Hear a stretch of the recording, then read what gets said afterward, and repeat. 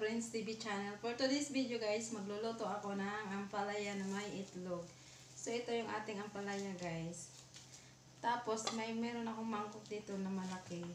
Lagyan ko siya ng tubig para pag nahiwa ko na to, ibababad ko na agad siya dito para matanggal yung pait niya.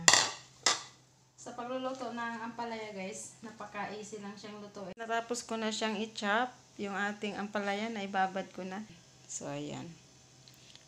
Binabad ko lang siya dyan sa tubig. Then mamaya, anuhan ko siya ng asin. Ilamas ko yung asin dito. Kailangan kasi matanggal yung pait.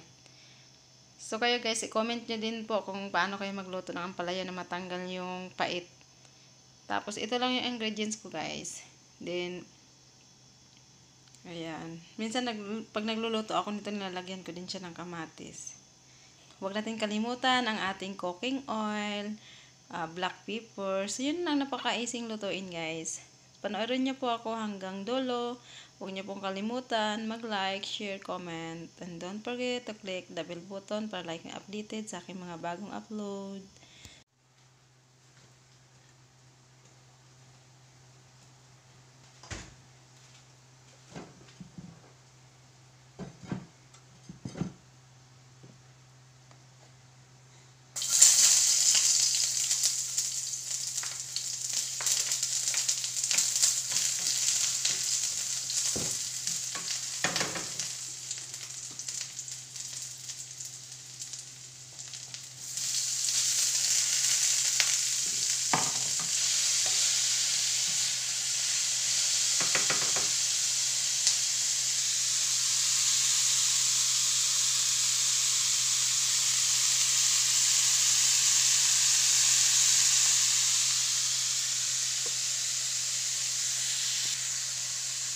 Ang paminta guys.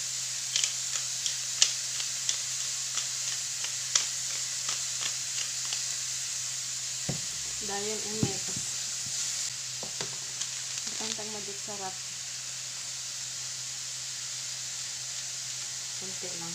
Ilagay natin. Ay, madit sarap.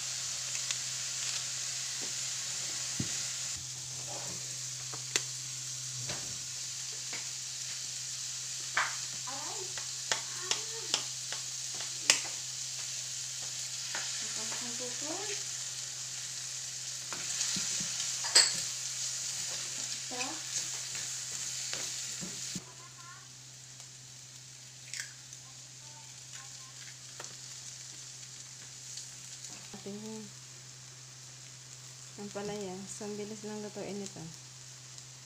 Maraming salamat sa panonood guys. Thank you for watching. Happy lunchtime everyone. Bye bye. See you in my next video.